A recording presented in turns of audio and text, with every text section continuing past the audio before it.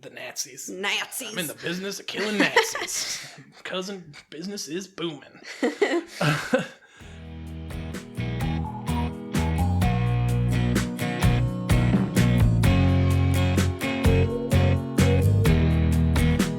Okay, so last time we did this, we talked about this week we would do something super fun. So we are doing a episode about conspiracy theories. So excited. These are conspiracy theories that we absolutely believe in. Nobody can change our mind. We've done a lot of research on this. And I want to say we're not crazy conspiracy theorists. We don't think the earth is flat. There's a lot of things that we don't buy into just because it's a conspiracy theory. We're pretty level-headed and we go off of evidence, not just every conspiracy theory that comes our way. And I found a quote, and I cannot find who said this quote. I've done a lot of research on it, and I cannot figure it out. So this is not my quote, but I really like it, and I feel like it's fitting for the start of this episode. It says, when the government asks questions, it's called an investigation. When the people ask questions, it's called a conspiracy theory. Okay, so with that being said, a little bit of a warning on this one. We are going to be talking about some violent circumstances and maybe some disturbing circumstances. So if there's small children, maybe not great episode for them. And if you don't want to have your view on things questioned, maybe this is not the right episode for you. Okay, for me to start today, I'm going to read you a list of names and causes of death. Mao Zedong, heart attack. Joseph Stalin, cerebral hemorrhage / possible poisoning. Idi Amin, kidney failure. Fidel Castro, old age. Saddam Hussein, executed. Ho Chi Minh, congestive heart failure. Pol Pot, heart attack. Adolf Hitler, suicide. Kim Jong-il, heart attack. Vladimir Lenin, stroke. Benito Mussolini, executed. Osama bin Laden, executed. So you may have noticed one name and cause of death that stuck out of that list of dictators and warlords and their causes of death in the last 100 years. That would be Adolf Hitler and the fact that he committed suicide.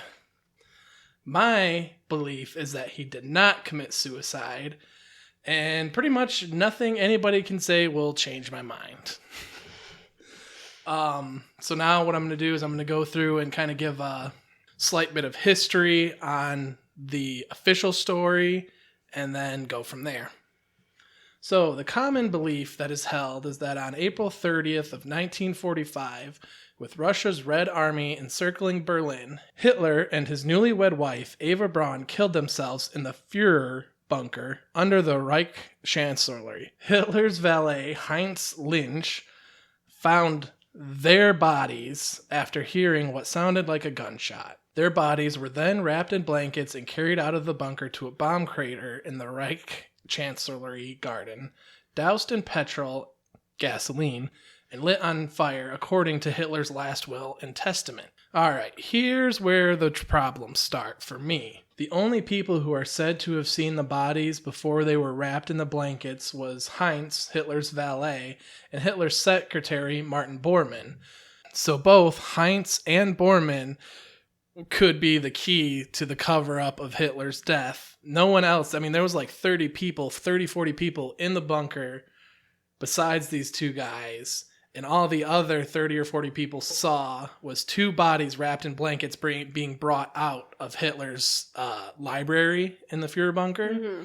And these two guys were just like, oh yeah, it's Hitler and Eva. It's Hitler and Eva. No need to look or anything. Oh, let's douse them and burn them quick. So there was no formal identification at all. Not at that time, no. Just the only formal identification was Heinz saying to Bormann as they were leaving that this was Hitler and Eva Braun. And they're super trustworthy people. Yes. This would be very convenient if you were trying to sneak Hitler out of the country or at least out of the city of Berlin. After the Russians took the city, they proceeded to bury and dig up and move the bodies of Hitler, Braun, and the Goebbels family multiple times before the first time anybody even tried to officially identify if Hitler was in this group of bodies, that they just moved from like 4 or 5 different locations, buried, dug up, moved them, buried, dug up, moved them. And then they said, okay, now we're going to identify him. And mind you, this is the Soviets after World War II. Super trustworthy. Super trustworthy. The remains that the Soviets identified as Hitler were kept under lock and key out of Western eyes until well after the Cold War. When the West was finally allowed to test the remains, it was found to be the remains of a female substantially younger than Hitler and Braun. To which the Soviets said, oh yeah, that's the wrong remains. We lost the real ones. Whoops. As the war died down and rumors started flying that Hitler hadn't died, the Führer bunker was explored and many tunnels were found leading out of the bunker into a massive tunnel network under the city of Berlin, known as the Berlin Underground. Mm-hmm. But to nowhere that would have helped Hitler and Eva escape. Until 1973, when East Berlin was under the control of the Russians and the Stasi secret police. The Stasi were looking around and looking for people who were trying to escape under the Berlin Wall. Oh, yeah. To West Berlin. Yeah. And to the Americans, they uncovered a tunnel in the Führer bunker. That one route of that led out to the park in front of the Berlin airport. Another route that ran to the subway station next to the airport. The Russians reported throughout the whole Battle of Berlin that the Luftwaffe planes were flying in and out of the airport constantly. And later, a declassified MI6 document stated that German pilot Peter Baumgart admitted to flying Hitler and Braun out of Berlin on the 30th of April. That's pretty compelling. Yeah. Many of these last-ditch flights out of Berlin were later confirmed to be taking high-level Nazis out of Germany to Spain, Switzerland, and Rome, where they then gained safe passage to South America, among many other places. Most of these trips out of Spain and Rome were on U-boats, German submarines. Yeah. After the war, they actually found a secret German U-boat pen in Galicia, Galicia, Spain. So there was a whole little dock and everything set up in Spain for these U-boats. Oh. For people to board these U-boats from Spain and then secretly and then get out into the Atlantic Ocean. Right. And Hitler was in really tight with the dictator of Spain at the time and was helping their fascist revolution there. Oh, so he had besties He had there. ties to Spain's government. Months after the official end of the war, on July 10th, 1945, U-boat 530, was spotted off the coast of Argentina and eventually surrendered to the Argentine Navy. Soon after, rumors started circulating that before it surrendered, it was spotted and said to have landed a high-ranking German officer and a female civilian. Many believe this was Hitler and Braun. A month later, on August 17th, 1945, U-977 was also spotted on the Argentine coast and soon surrendered to the Argentine Navy. This was rumored to be carrying large amounts of gold and other riches for all of the Germans that were coming to Argentina. This is a fact. Yeah, right. Whether it was Hitler and Braun, they found at least 6 other high-ranking German officers in South America after the war. Right, because that was where they all went. Yes. To create like a new Third Reich. Fourth Reich. Fourth Reich, yes. There was then many sightings of Hitler in Argentina, and there seems to be a pretty legitimate network of German and German conspirators in Argentina that could have gotten Hitler from the coast to the jungles and mountains of northern Argentina, to Brazil, or even possibly into Colombia. So I'm going to stop with the story there. This is kind of my first theory of where he could have gone, because I don't believe that he killed himself. No. Out of all those other names that I read, that doesn't fit the profile. I mean, suicide is considered to be the coward's way out, but a lot of these guys are almost too cowardly to do that, to commit suicide. They're almost too cowardly to commit suicide. So I just don't believe that he would have done that. He was always planning a step ahead And the Fourth Reich was confirmed. Like, this isn't Right, a theory. right. He was working. He knew that the Third Reich was going to fall. Yeah, the end was nigh. And he was working on setting up something new. Even when when World War II started, even when it looked like they were going to win World War II, he was still planning just in case they didn't. Oh. So, suicide doesn't fit the profile. Yeah. No one's seen the body. Either body. Except some super trustworthy people. Some people who would be the two main people to help Hitler and Ava sneak out of the Fuhrer bunker. The Russians got the bodies, moved them all about for, I think, I'm not for sure on this, but I think it was about a year that they moved these bodies around. Wow, that's a long time. Before actually then testing the bodies. And they say, yes, this is definitely Hitler. We don't know who these other bodies are, but this one piece of... I think it was a skull, wasn't it? Skull fragment or jawbone? I thought I read it, or we watched something that said it was a skull fragment.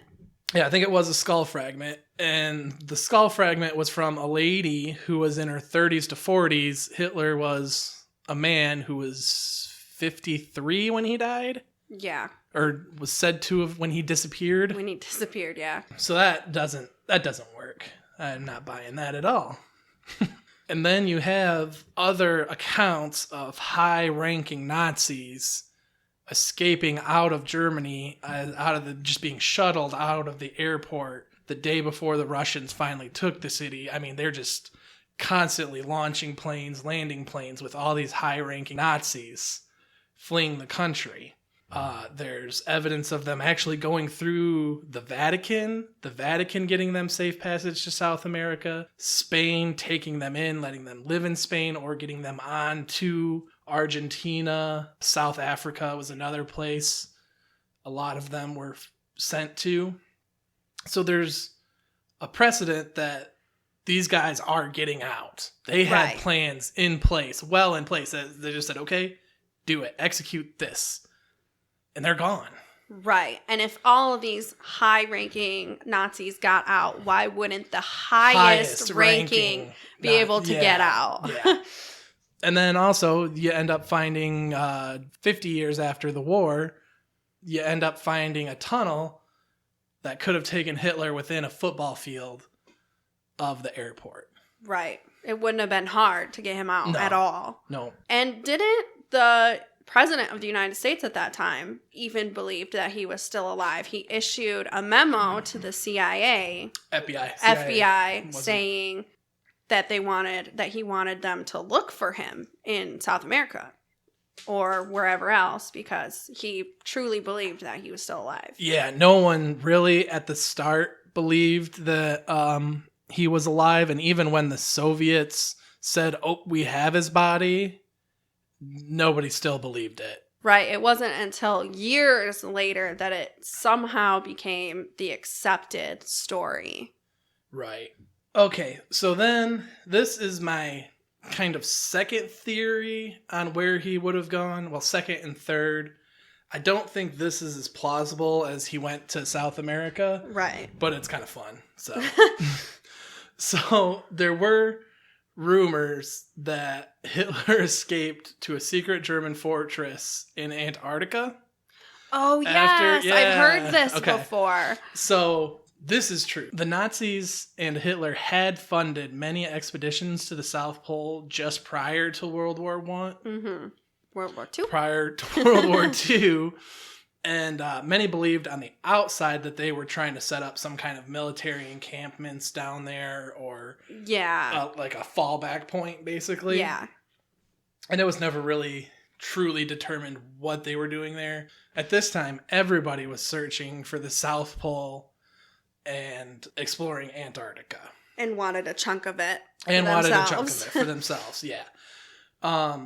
So then the theory goes that he escapes the airplane onto a U-boat.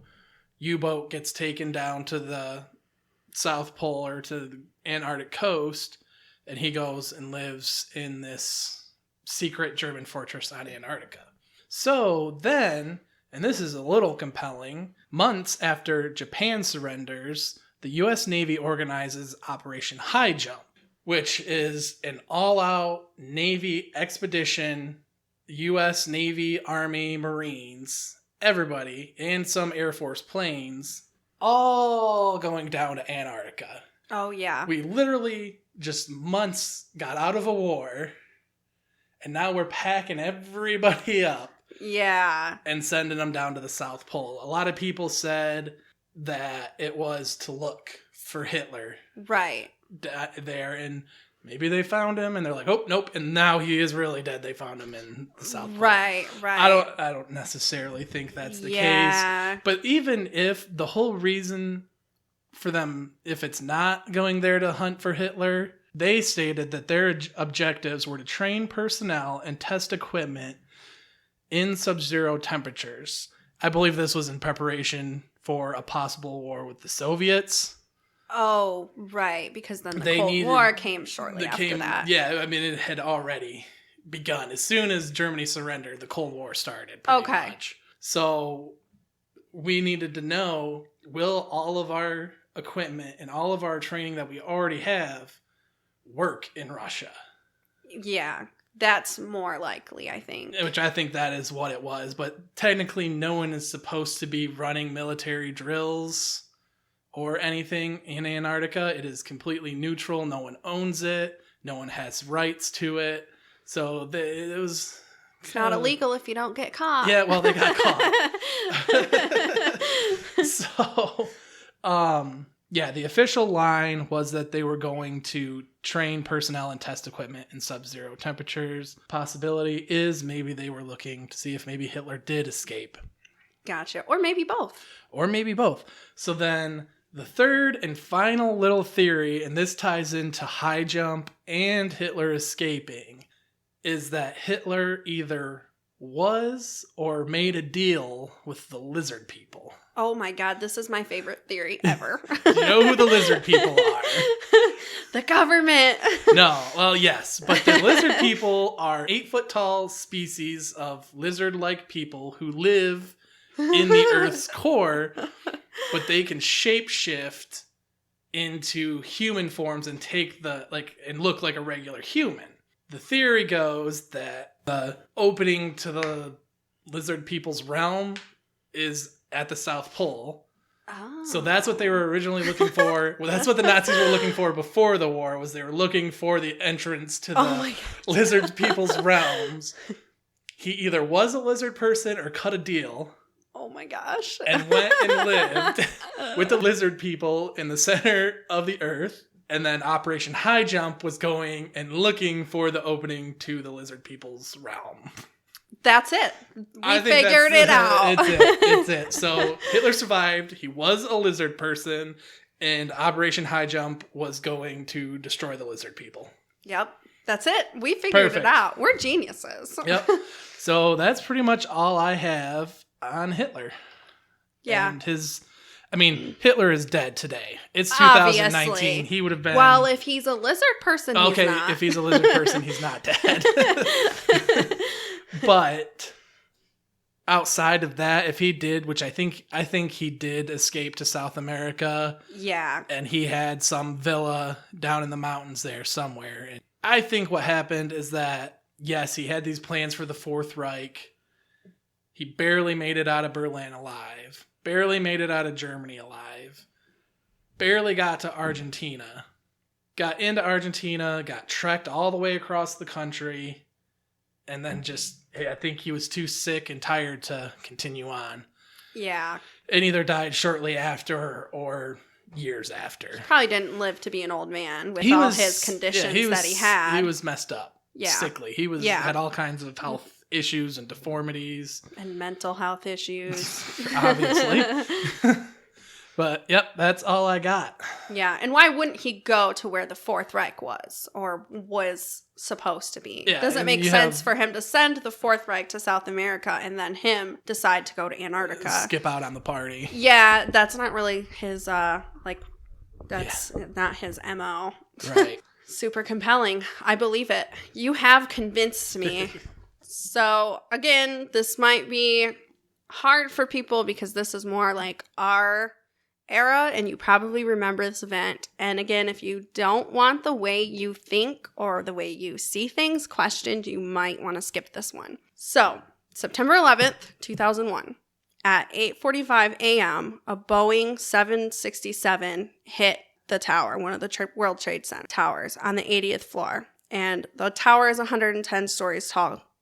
110 stories tall overall. At 9:03, the second plane hits the other tower on the 60th floor. At 9:59, the second tower collapses. At 10:10 a.m., Flight 93 crashes at top speed in the ground at Pennsylvania. The target is unknown. At 10:28 a.m., the first tower collapses. And at 5:21 p.m., World Trade Center 7 collapses due to the debris and heat of the other two towers. We're told that Al-Qaeda, based out of Afghanistan, is responsible for these attacks. They're mad about the United States' support of Israel and the Persian War and our presence in the Middle East. The terrorists infiltrated the United States and took flying lessons, then commandeered planes with full tanks of gas and brought weapons on board to hijack them. The United States responded immediately. The Taliban was disbanded in 2 months, and a couple months later, Iraq was bombed because they considered them to be a threat. So the official report on this, the report that was released to the public, the CIA failed to put 2 main terrorists onto a watch list. Many CIA members also failed to report to the other bureaus about these terrorists. Some members knew the terrorists were in the United States.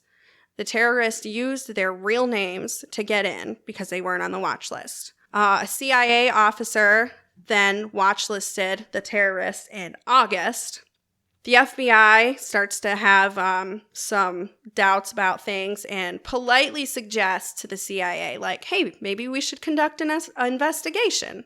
The flight school calls the FBI and says that, hey, there's these weird guys taking flying lessons. We think they might be hijackers. The FBI handed the case to the CIA, which they threw out. They did no investigation. Bin Laden, after the attacks, was wanted dead or alive. There was a $25 million bounty on his head. He was tracked to the mountains where the trail went cold. And in 2011, he was caught, ID'd, and then had a burial at sea for religious reasons.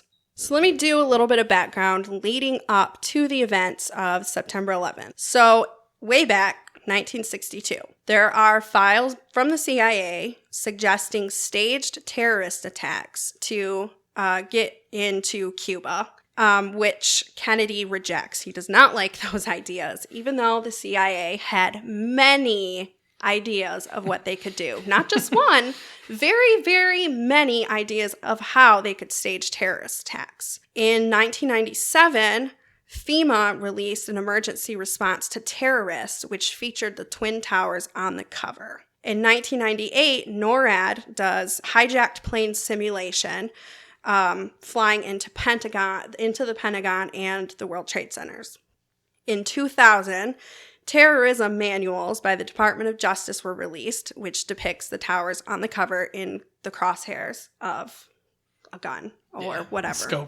Scope, yeah, whatever. Also, the Project for New American Century was released by Dick Cheney, Donald Rumsfeld, Jeb Bush, etc., and it was about rebuilding America's defenses. And this cites there needs to be a new Pearl Harbor in order to rebuild America's defenses. And also, the Pentagon conducts training and simulating a 757 crashing into their building. And I don't know if I'm jumping ahead a little bit into your theories here, but some of that kind of ties in back to World War II. In World War II, America went into a full wartime economy, and anyone who owned a factory just made buku bucks. Oh. And then you had World War II. Yeah. 8 years later, the Korean conflict. Yeah. 8, 9, 10 years later, Vietnam. Yeah. And then from 70 to 91, The Cold War. the Cold War, well, the 50s on Vietnam and Korea were all part of the Cold War. It was puppet wars, they called it. 74, 75, the Vietnam conflict ends. Right. You've got nothing from 75 till 91. Economy tanked in the 80s. Oh. Upswept again with Gulf Storm in 91. Oh, yeah. And peaked. And before late 90s, early 2000s, we started creeping into another recession. Gotcha. Okay, So this is good stuff. I didn't know. I didn't. And that's kind of what they were talking about when they said is that they need another Pearl Harbor to launch us back into a wartime economy. Gotcha. Okay, that's a good addition. Okay. So then in 2001, April of 2001, NORAD plans an exercise in which a plane hits the Pentagon and is then deemed unrealistic. In July of 2001, Osama bin Laden is visited in a hospital in Dubai, and he was visited by the local CIA there. In July of 2001, Larry Silverstein, owner of World Trade Center 7, signs a $3.2 billion 99-year lease on the entire World Trade Center complex 6 weeks before 9/11. In the lease, he has a $3.5 billion policy specifically covering acts of terrorism. September 6th, 2001, put options, so the stock market, into American Airlines were 4 times the daily average. Also, bomb-sniffing dogs and security was pulled from World Trade Center. And I might be wrong on this, but didn't the guy who was leasing them, didn't he have connections to Jeb Bush? Yes. Okay, that's what I thought. Okay. Yes, they're all buddy-buddy. Yeah. Then through them, then George W. So, yeah. Dick Cheney. September 7th, 2001, there are 5 times the daily average of put options into American Airlines. September 10th, 2001, 11 times the daily average into American Airlines. Top Pentagon officials cancel flights for the next day. Condoleezza Rice calls the mayor of San Francisco and tells him, "Do not fly tomorrow." Osama bin Laden was taken to a hospital for observation in Pakistan, and the doctors there were replaced. The early morning of September 11th, 2001, NORAD moves all their fighter jets for exercises. So there are no fighter jets nearby the towers or the Pentagon. They moved them out over the Rockies or something, didn't they? They moved some to Canada and then down into the Carolinas, I believe. Okay, yeah. So then the attack happens. So this is the Pentagon. I will start with that. Hani Hanjour, I can't remember. It's Hanjour. He was responsible. Hanjour? Yeah, it's something like that. He goes from 7,000 feet in the air down into the Pentagon in 2 minutes. This is at full speed. The flight instructor said that he had trouble controlling a small Cessna and that his piloting skills were poor at best. This is Hanjour. Yes. That we're calling him. We're decided it's Hanjour, yes. That Hanjour's piloting skills were poor at best. On his way down into the Pentagon, he destroyed multiple light poles and bounced off the lawn before crashing. So he pulled these light poles, supposedly multiple light poles, from the ground. These poles were uprooted. Right. A large amount of them on his way down. This doesn't really make a whole lot of sense because in 2004, a jet around the same size hit one light pole. It took one wing off, crashed, and scattered debris. Flight 77, which is the one that went into the Pentagon, tore 5 lampposts out of the ground. There was no damage to the poles at all. The lawn was intact, which supposedly, according to the official report, the plane bounced off the lawn into the Pentagon. but the lawn is perfectly intact. There is absolutely no damage to the lawn at all. There should have been like a line of 3 parallel like trough lines. Yeah. Because you should have had each jet engine, which hangs about 8 foot under, 6 foot under each wing. Mm-hmm. And then the belly of the plane. Right. And you should have, as they skipped, you should see 3 distinct dig marks, or at least the 2 from the engines. Yeah, exactly. There was none of that. Also, there was no flight debris. The official report is that the jet was incinerated by the fuel, but DNA out of 104 people of 189 was recovered. And if the plane was incinerated, that doesn't make any sense. No, all genetic material would be gone. And how would they, such a high percentage rate of DNA, like if that just doesn't make any sense. If this plane was incinerated, this is the first time in aviation history that a plane would have been incinerated in a crash. There was a single hole in the Pentagon, which was 16 feet in diameter. A 757 is 44 feet high and 124 feet wide. Across, yeah. From wing to wing. So it's kind of an oval, like... Right. And this hole that's in the side of the Pentagon is 16 foot in diameter. That's not really adding up. That's not adding up. And this kind of leads way to a cruise missile theory, that it was actually a missile that hit the side of the Pentagon and not a plane. There was a cruise missile in Belgrade that hit the side of a building and had an identical look to what was in the side of the Pentagon. And this was a cruise missile that hit the side of a building, and this was a terrorist attack in Belgrade. Belgrade? Belgrade. Okay. You do not want to take off the Serbs. Oh, yeah. Okay. Belgrade. There were a lot of eyewitnesses. Some people said it was a jet. Some people said it was a commuter plane. Some people said it was a helicopter. Some people said they saw no aircraft at all.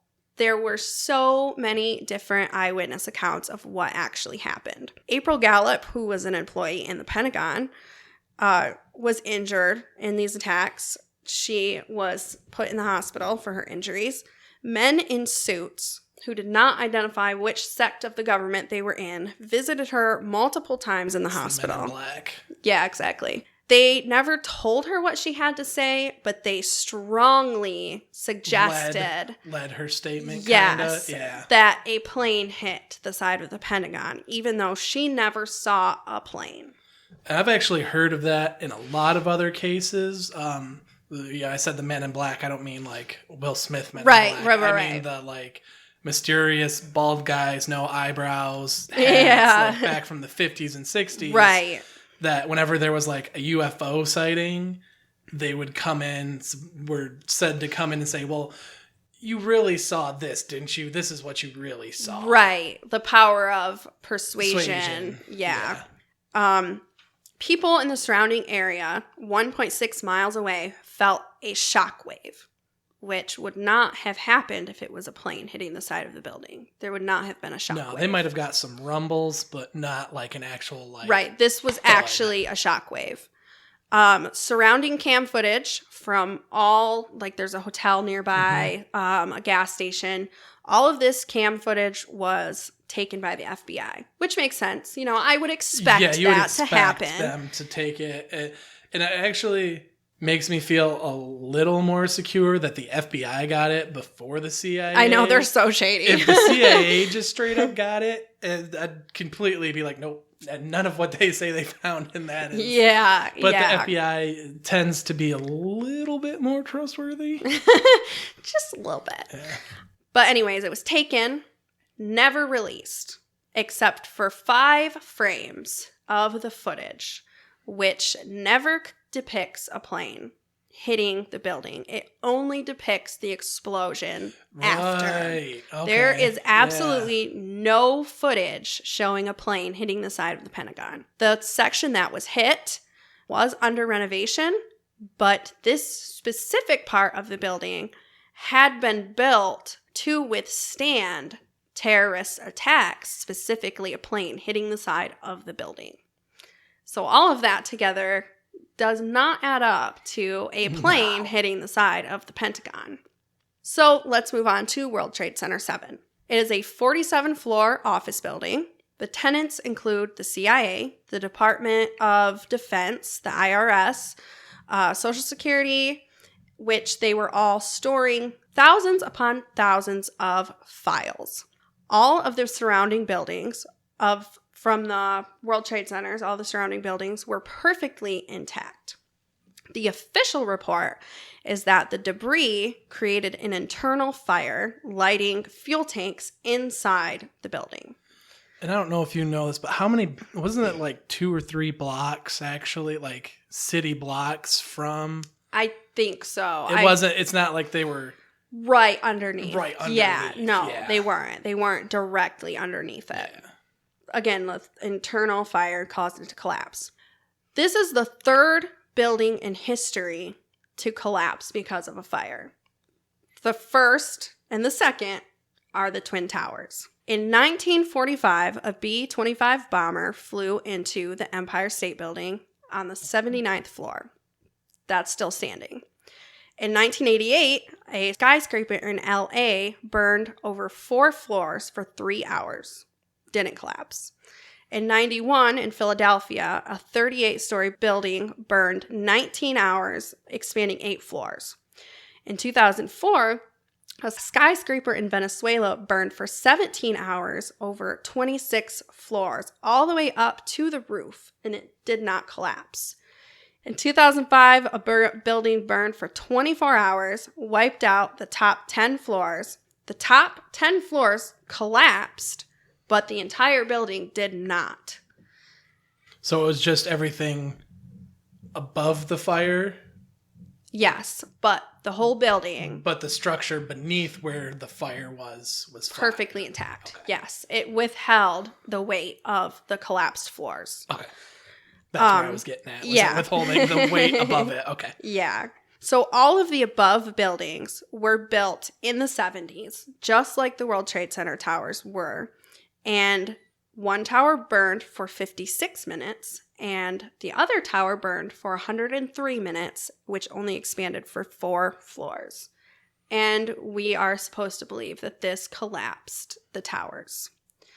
Hyman Brown, construction manager of these buildings, said that these buildings were meant to withstand hurricanes, high winds, bombings, and a Boeing 707 flying into these buildings. Well, and you think about it too, they had already had bombing attacks at these buildings. Yes.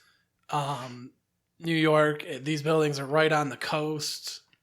You know, there's a hurricane, tropical, or not so much tropical storm, but yeah, you know, those mid-Atlantic nor'easter storms that these are all have to be built to withstand. Yeah, and it said that these were meant to withstand a 100-year storm. Yeah. So FEMA reported that the jet fuel from the planes would have burned off very quickly, and that the furniture and the other things in the buildings burned at approximately 500 to 600 degrees.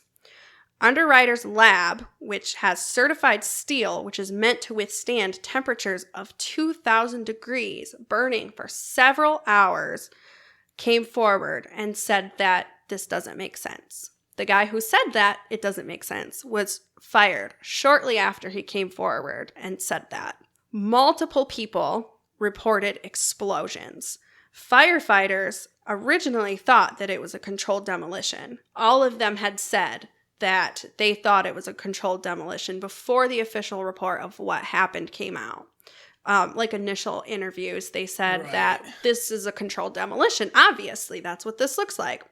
After they collapsed, there was molten steel, which burned for 4 to 5 months after the attacks in the basement, which was approximately 1,377 degrees, which is really hot and does not make sense if everything upstairs was burning at 500 to 600 degrees.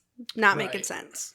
But the one thing that to slightly disagree on is that, okay, so in my spare time, I blacksmith.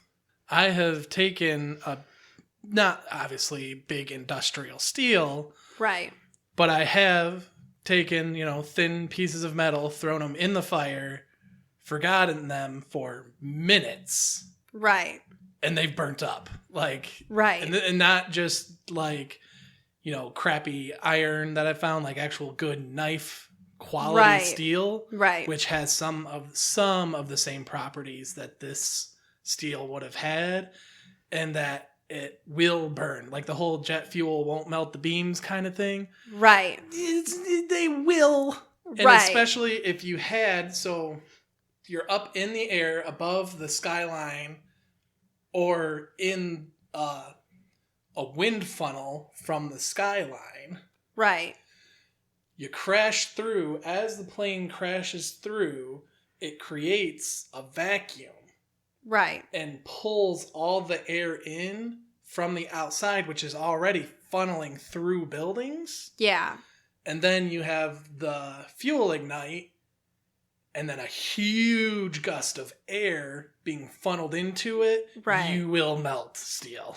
Yeah, but this was certified steel from a company who confirmed that this steel could withstand temperatures of 2,000 degrees and above, burning for several hours. Right. Which, that's what they say, though. That's the other thing, is that's what they say they put in it. Yeah, but why wouldn't they have this company? They are not associated. Because how much did they have it insured? How much did... Under Ryder's Lab, they didn't have anything insured. No. But the builders and the owners had it insured for way more than it was worth. Right. And they say, oh, we have all of this great stuff in there. Right, but why would this lab, who has nothing in I'm the making game, the money fingers. Yeah. Yeah. But let's assume that this steel was made with that. Assuming that it was made. I'm sorry, not to derail. Sorry. Assuming that it was built with this certified steel that is meant to withstand temperatures of 2,000 degrees and above, burning for several hours. That doesn't make sense. So you kind of have to look into bombs bringing the building down as if it's a controlled demolition. So leading up to September 11th, there were a lot of unusual drills and evacuations in the World Trade Center buildings, including World Trade Center 7, weeks before and days before. And also, like I said before, the bomb-sniffing dogs were removed. Security had been working 12-hour shifts and suddenly were sent home. Marvin Bush, who was on the board of directors of Securicom, which was the security company, but this information on why the drills were being conducted, why these evacuations, why the bomb-sniffing dogs were removed, why the security was removed, the information was never released, even though they said, oh yeah, we'll conduct an investigation for sure. And we'll tell you everything we find. Easiest thing in the world. Yeah. So this was never released to the public. There was no investigation. And the debris from the towers and World Trade Center 7 were not allowed to be analyzed. So there's no telling what was in the debris, if there was actually explosives. There's no way to know because no one was allowed to analyze any of the debris. Right. I do kind of remember hearing maybe a reporter who was talking to a fireman saying that they noticed,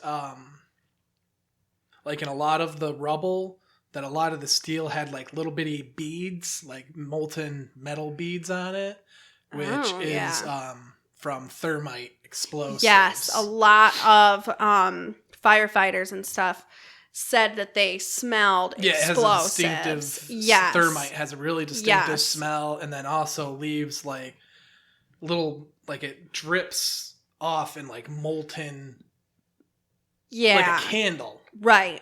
And they reported seeing that you could see it looked like wax running down a candle down these beams, and it was steel. Yes. And even before the towers had completely collapsed, firefighters running into the building and the lobby reported that the bodies, the way they were positioned, the smell, the whole scene looked like a bomb had gone off because of, that scene that they found. It looked like bombs. Yeah, and I just want to interject at this point, too, and say that we're not in any way speaking bad about firefighters or first responders or any of the victims of this attack. Oh, no, not at all. We just want to make sure that's really clear. That we're not speaking bad. We have the utmost respect for all of the firefighters, police officers, paramedics, EMTs, and the victims of this attack. Absolutely. We're just saying that it wasn't exactly what was told to us, and we don't want to dishonor or speak ill of any civilian or anything like that. Right, because they're reporting what they saw and what they thought before anything was released. So this is their thoughts, and I'm not saying that, they're wrong or they lied or, you know what I mean? I'm not saying any of that. I'm just saying that was part of the reports, that's what the firefighters were saying. Right. Okay, so moving on to Flight 93. This flight was going from New Jersey to California and had 45 passengers. It went off course over Cleveland. It was hijacked. It was overpowered by the passengers and crashed into the ground in Shanksville, Pennsylvania. There was a huge hole in the ground, about 20 feet long, 10 feet wide, dirt, ash, and broken trees. Right. That's it. No bodies. Hardly no debris. Okay, and we're going back a minute. I forgot to add something in.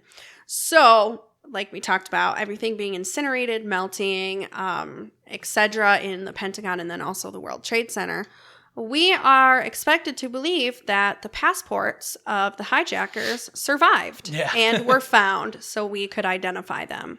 Yeah, real convenient. Everything else burned, but their passports were intact. Yeah, and I believe not all. They found a couple of the black boxes. I will get to that. Oh, okay. All right. Sorry. That's okay. Anyways, no bodies, no debris for Flight 93. In 2005, a Boeing crashed into the side of a mountain at full speed in Greece, and there were bodies found and debris found. So this isn't making sense that there was absolutely nothing. A lot of people who were on the scene reported that it looked like someone just threw some metal in a hole. It didn't look like plane debris at all. They just kind of tossed some metal in a hole and said, oh, well, It was a plane. It was a plane full crash. Plane. And see, that's what's not making sense either is that there was no DNA testing because everything was incinerated. But what makes that different from the Pentagon? Right. Where there was able to be DNA. Right, even though that also incinerated. Yeah. It doesn't make sense. That's real lucky. Yes.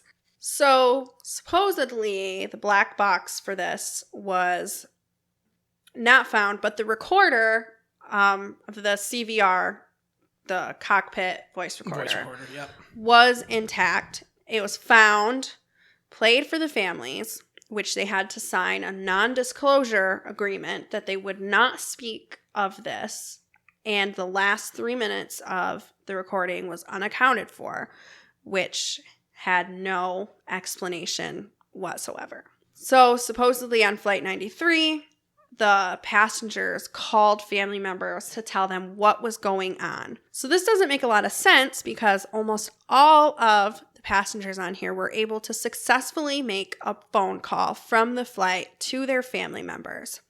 But an experiment was run called Project Achilles, where a cell phone was taken to 4,000 feet and had a 0.4 success rate of going through.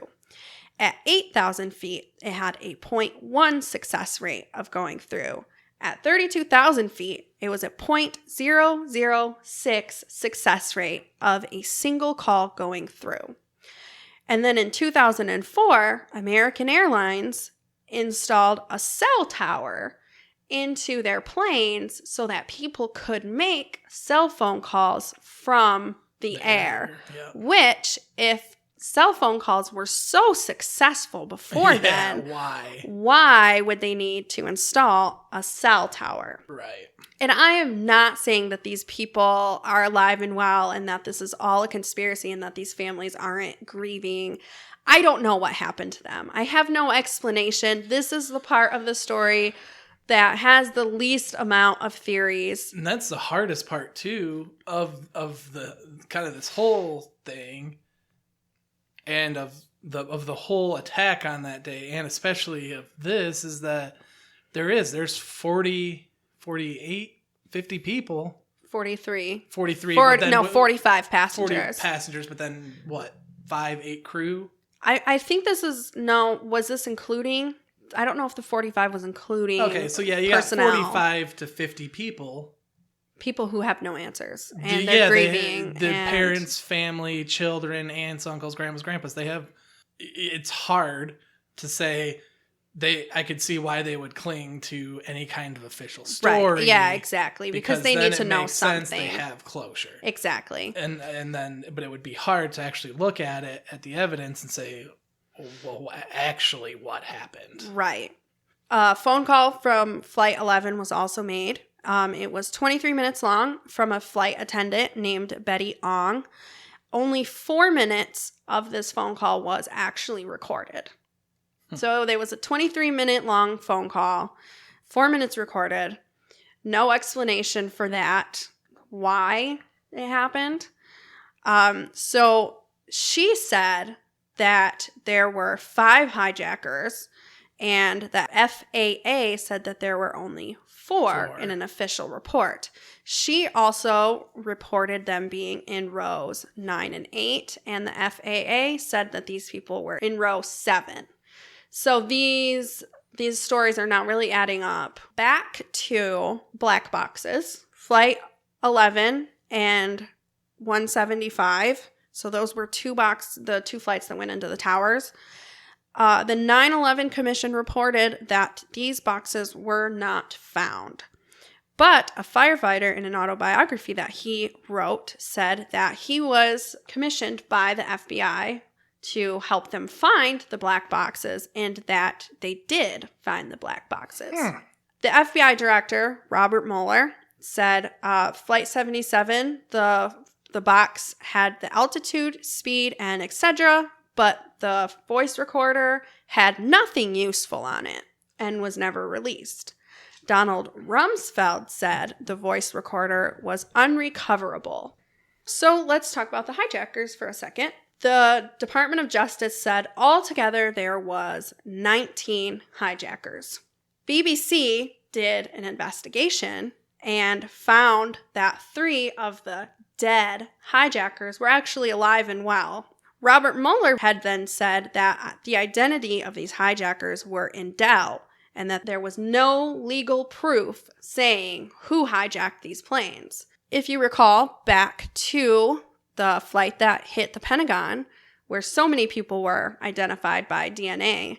So one of those 4 people was the hijacker that could not be identified. Altogether, as of today, 9 of the suspected hijackers have been found alive. Present and accounted for. Yes. On September 12th, one of the hijackers' fathers said that he had a conversation with his son when supposedly his son was supposed to be dead.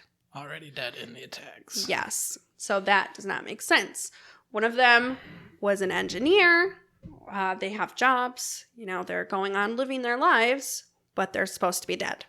So if we don't know the identification of the hijackers, we just have this idea maybe it was these guys, but then 9 of them were found alive. How do we know that it was the Al-Qaeda? We go back to the Osama bin Laden tape, where he is filmed saying that he actually was responsible for the attacks. In this tape, though, it is extremely low quality. The FBI reported that Osama bin Laden is left-handed. Osama is seen writing a note with his right hand. He's also wearing a gold ring, which is against Islamic law, which obviously he's a big follower of. Yeah, let's not get into the religious debate. Yeah. Well, His brand of Islamic law. In the video, he's wearing a gold ring. This is not custom, and he would not have been wearing this. Even in the description report of him, who to be looking for, there was no rings or jewelry of any sort depicted in this description. So why? Why did this happen? Why did this horrible, horrific tragedy happen? Let's go back to Larry Silverstein, who purchased the World Trade Centers in July of 2001. After the attacks, he wanted $7.2 billion because he counted each plane as separate acts of terrorism. In 2004, the courts awarded him $2.5 billion. Out of the put options, there's $2.5 million unclaimed to this day. Wow. Report, is it Reuter or Reuter? Okay, I'm going to spell this word for you because I'm not sure how to say it. Reuter reports that Convar, German computer company, was helping companies in New York restore data from the hard drives that were destroyed or found in the rubble. In this, they found evidence of insider trading on computers and reported a suspicion of beforehand knowledge because there were amounts of $100 million moved before the Trade Center attack. They handed over their reports and evidence to the FBI, and they tossed it out. They didn't do an investigation. There were gold deposits underneath the World Trade Center. In 1993, there was $1 billion reported. In 2001, it was reported that there was way more than that. An amount was not really given, but it said that was more than... It was more of a really boastful way. Yeah, exactly. There was way more than that. Yeah. They said that they recovered the gold. Mayor Giuliani said there was $230 million in gold recovered. There's a big gap between $230 million and upwards of $1 billion. Right. That's a pretty big gap. But then gold from World Trade Center 4 was found under World Trade Center 5. So this doesn't make sense. Why would that gold be found unless someone moved it because they knew what was going to happen? So all in all, it seems like money seems to be the main motivator for these attacks. The amount of money that was made by shady people from these attacks, billions upon billions, maybe even trillions of dollars. These people benefited greatly from these attacks. Any sort of investigation that has tried to be put forward has all been blackballed. People are ridiculed when they suggest that anything other than what was reported to us happened. People are ridiculed and the government kind of shuts them down. 66% of New Yorkers said that they wanted more of an investigation into what happened on 9/11. Right. But there has been nothing. So I just think that it was an inside job for money reasons. I mean, that just seems very likely. If you look at it, like we were talking about earlier, a wartime economy.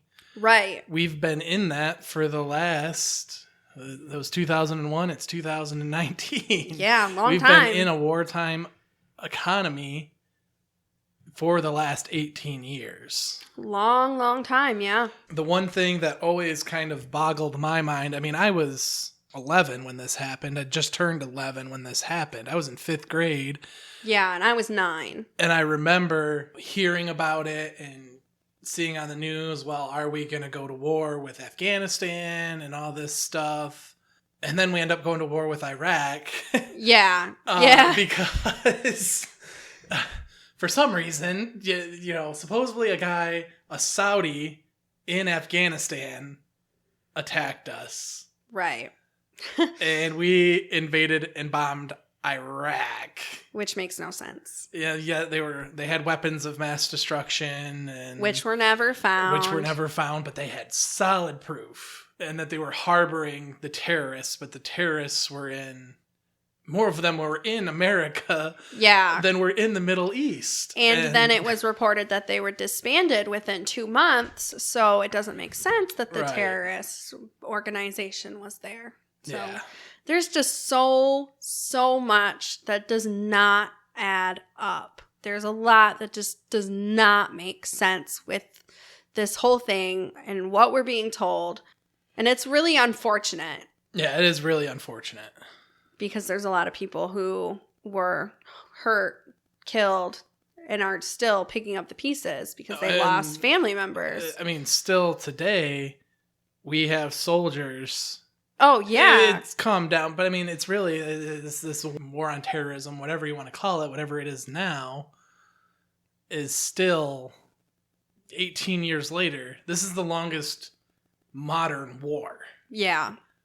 By far, by 8-9 years. This is the longest modern war. We still have soldiers, not in Iraq, but in Afghanistan. Yeah. And it's mostly now a peacekeeping mission, I guess you would say, but you still have Americans getting hurt on other soil for something that maybe wasn't all that it was said to be, which is really unfortunate. It is. It is. And then people in New York, like the firefighters, the police officers, the first responders who are now suffering from post-traumatic stress disorder, or the families of first responders who... Or the families of victims. Yeah, and the families of victims. And, I mean, it's just an endless chain of grief and heartache and a series of unfortunate events, truly. Well, this really brought me down. I know, such a bummer. Such a bummer. But it's true. Yeah, it's true, and you can't stick your head in the sand. No, I would much rather be aware of what's going on than to just kind of quietly accept what I'm told. Yeah. I think that's it. I think we've pretty much covered everything that we wanted to. Covered it. Okay, so this is quite a bit longer than any episode we've done so far. I hope everybody stuck it out till the end. Thank you for listening. Stay tuned for our next episode where we're going to stick with this trend of conspiracy theories, but we are going to do conspiracy theories that we absolutely do not believe. Yeah, we just do not buy into them at all. We think they're absolutely ridiculous. Yeah. So that'll be fun too. So that will be fun. In the meantime, if you have any thoughts, questions, comments, concerns on this episode, or would like to get in contact with us on future episodes, you can contact us on our Facebook page, Crap My Kids Say. You can email us at cmkspod@gmail.com. And you can listen to us on Google Play, Stitcher, and iTunes. If you could, on iTunes, leave a rating and a review, that would be awesome. That helps us out a lot. You can also find us on YouTube. So that's it, guys. Thank you. The Nazis. I'm in the business of killing Nazis. Cousin, business is booming.